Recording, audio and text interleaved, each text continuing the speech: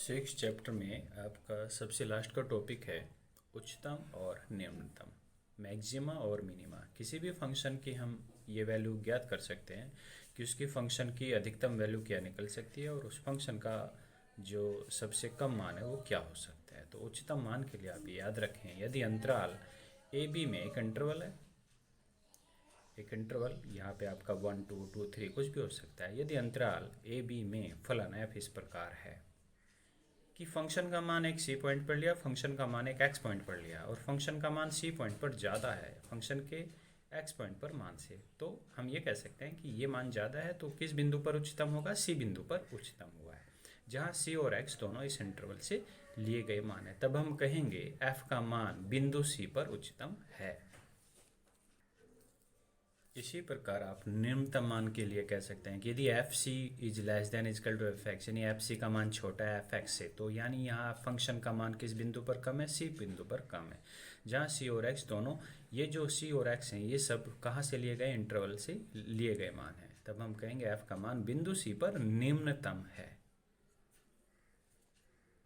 एक छोटा सा उदाहरण यहाँ हमने दिया है, f x equal to x square. जो एक्स क्या है वो रियल नंबर को बिलोंग कर रहा है, यानी ये जो इंटरवल है वो इंटरवल की जगह यहाँ पे रियल नंबर सेट दिया गया है। ये भी अपने आप में एक इंटरवल होता है, माइनस अनंत से अनंत तक ओपन इंटरवल।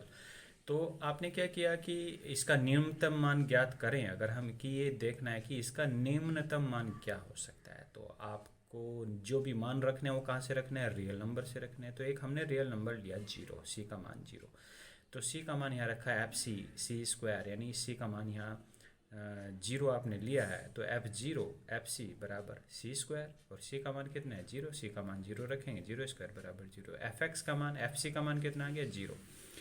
तो यहाँ पे आप एक्स का और दूसरा कोई सा भी मान रखेंगे वो 0 नहीं हो सकता, 0 पर ये मान 0 होगा। आप यहाँ माइनस के नंबर रखेंगे, प्लस के नंबर रखेंगे, तो ये आपकी कोई ना कोई एक वैल्यू बन जाएगी जो 0 से बड़ी होगी।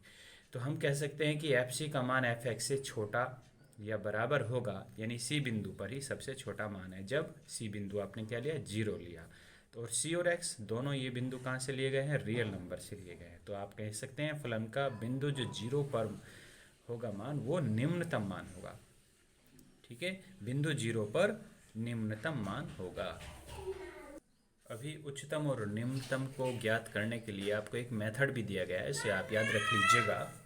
तो इन्हें आप फॉर्मूले की तरह याद रखेंगे। पहला आप याद रखेंगे एफ डैश सी बराबर 0 और F double dash C less than 0, तो एक्स बराबर सी पर फलन उच्चतम होगा।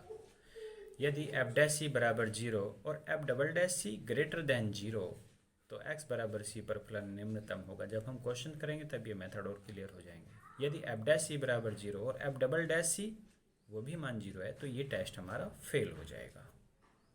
एक क्वेश्चन और समझ लीजिएगा, यहाँ पे एक अंतराल है 1 से 5 में, फंक्शन आपको ये दिया गया है, इसके द्वारा, इस फंक्शन के द्वारा जो भी इस अंतराल में एक उच्चतम और निम्नतम मान होंगे वो ज्ञात करने हैं। यानी फंक्शन दिया और अंतराल दिया है, उसके लिए आपको क्या मेथड लगाना है वो आप यहाँ देखिएगा।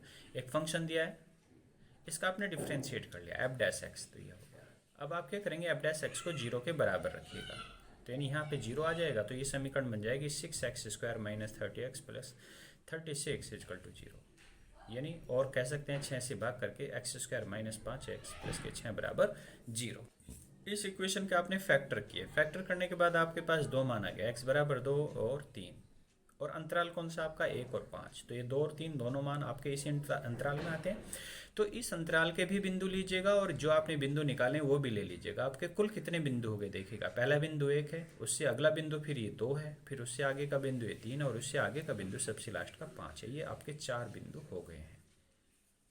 अब आपको क्या करना है कि फंक्शन के मान इन्हीं सभी बिंदुओं पर ज्ञात करो। F1 जिसका मान 24 है, F2 जिसका मान 29 है, F3 का मान 28 है, F5 का मान 56 है।